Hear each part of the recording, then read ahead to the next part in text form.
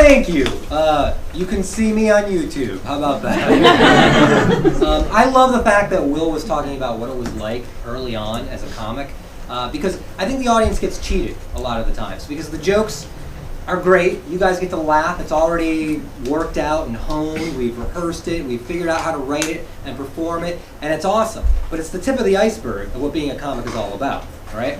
I'll give you an example. I got this gig recently, and when the booker sent me the email, it was all in caps. That's not a good sign.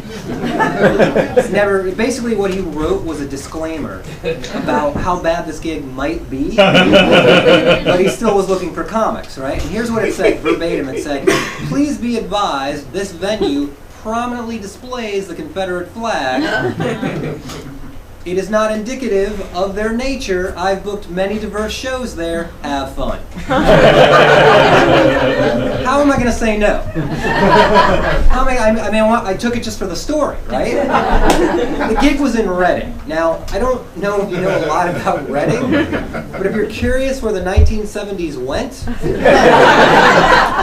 that's where they're living, and they're doing very well, right? So I go to the gig, and it's in a place called Johnny's Cat House, which right away,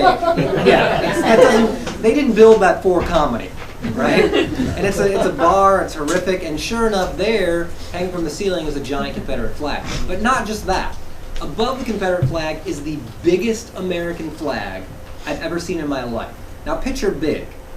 This was bigger. All right, this was like Super Bowl halftime, Bronco, Chevy truck, fuck you, boner, America big. It's huge, right? And then underneath that, hanging is the Confederate flag. Off to both sides of the flag are those naked women silhouette mud flaps. Very classic. Yeah. And then underneath the Confederate flag, disco ball. What kind of a mixed message are you telling me? What am I supposed to ascertain from this? It was like, America, if you're different, we're not sure. Women are objects. Gays are okay. I couldn't wrap my head around it, right? So after the show, I get talking to one of the waitresses there, and I ask her, I'm like, hey, don't you think that having a Confederate flag hanging from the ceiling is, offensive to African Americans? And she just goes, oh, well, they never come in here. Yeah,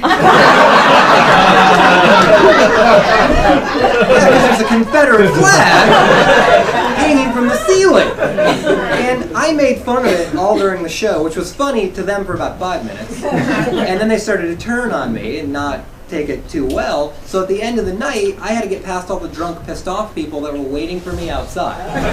Yeah, a lot of fun. So I'm getting past most of them, and then this guy gets in front of me, and he's that quality of drunk where he's doing a lot of this, but he never quite falls. Sort of like a tethered drunk or something. A lot of wobbling and weaving. And he gets in my face and he goes, I did not like what you said about our flag. Like, well, you lost. I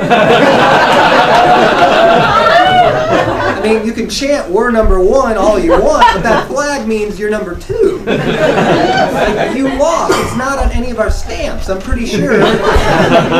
Nobody, hey, come see my wall of losing lottery tickets. That's what that is. That's what that represents. You lost. It's offensive. And then the guy is so drunk, I can see that he's so slow that he's backing up to hit me. And I have the time to think in my head, wow, this guy's going to hit me. And he's so slow and so drunk that as the punch gets thrown, to avoid it, all I had to do was just go. The fist goes past my head, he pulls the fist back, and then I just right myself up. And then he looks at me for, just all kind of weird for a second, and then he just goes, okay, you're pretty fast, Matrix.